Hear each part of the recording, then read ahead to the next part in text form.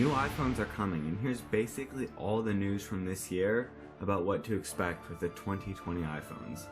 I'm Matt Schuyler, let's get started. So last decade, I said that we would be seeing 4 phones, but the consensus now seems to be that there will be a casual 5 phones in the lineup. Let's look closer at what to expect from each of these 5 phones. So the first one is the iPhone 9/SE2. This phone will be an updated iPhone 8, so it will have the same 4.7-inch LCD and Touch ID in the home button. Basically, this is a render of the 9. It looks exactly like the 8. It might as well just be a product picture of the iPhone 8. The basic difference is that it will have the A13 processor that's on the iPhone 11 currently, and it will reportedly cost $400, which is actually a really good price that I would consider. Now, naming. I listed 2 names here because there really is no definite name yet. iPhone SE2 and iPhone 9 have both been brought out as possible leaked names, but we really don't know yet. I personally see iPhone SE 2020 as most likely, but who really knows other than Apple?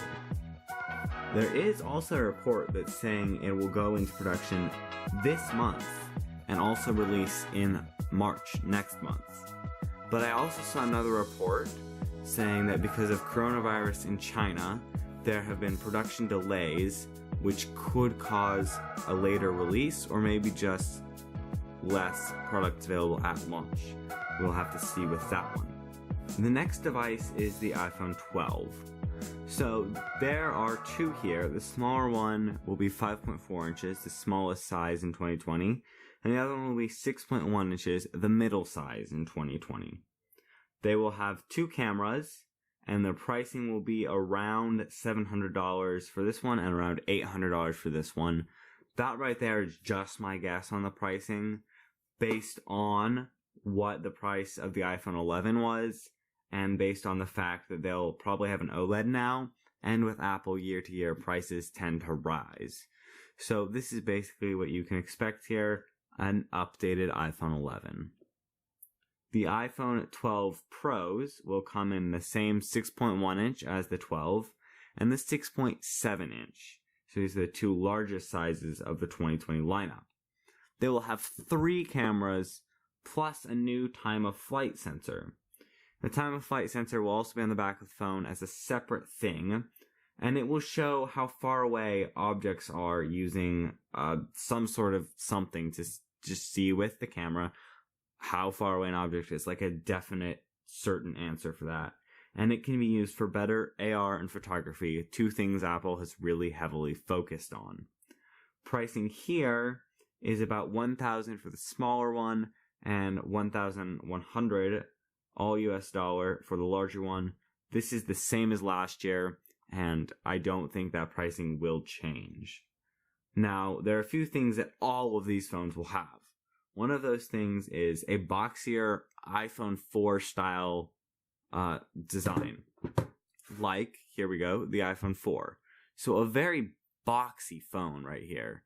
You can see how flat all the edges are. That's what we could be seeing. But there have been a lot of conflicting reports there, so I say it's 50-50 on whether it's boxy like this or more curved like a normal iPhone, or it could be somewhere in between. We could also see something like improved Face ID. That is a possible one. A more definite one is OLED displays on all of the models. That is the same display as the iPhone 11 Pro right now, so that right there is just a nice display that will probably be on all of them. And 5G. That is a very, pretty certain, I would think, from the amount of reports we've seen now about 5G on these phones. It would be really awesome for Apple to get in super early with the 5G. I mean, at least for Apple. Some other companies have it right now, but it is not super widespread in coverage, so it would be a perfectly fine time for Apple to implement it. They will also all have the A14 CPU chip, which could be as powerful as a MacBook Pro thanks to new CPU technology being developed at Apple, and that would be a very fast CPU, which would be really nice to see for faster performance on that iPhone. Now, I'm pretty confident with everything except for 5G and the iPhone 4 style. Everything else is basically just a normal upgrade to the phones, and that is really what I'm expecting. Because Apple doesn't tend to usually go super crazy anymore with their phone upgrades. Now, to review, what do we have here? 5 iPhones. One coming this spring. It's an updated iPhone 8, same body, with the inside of an iPhone 11. 4 in the fall, all with a 5G OLED and the fast A14 chip. 2 are this budget end model, iPhone 11 style. They've got 2 cameras and they come in a small and medium size. 2 are the more high-end model with 3 cameras and a time of flight sensor, medium and large sized. And that's pretty much what you've got there right now. And it's looking pretty good that this is what we'll see later this year with the 2020 iPhones. Not a big improvement, but enough of an improvement for a lot of people to go out and buy their new iPhones like they usually would. I'm Skylar. Thanks for watching. Bye.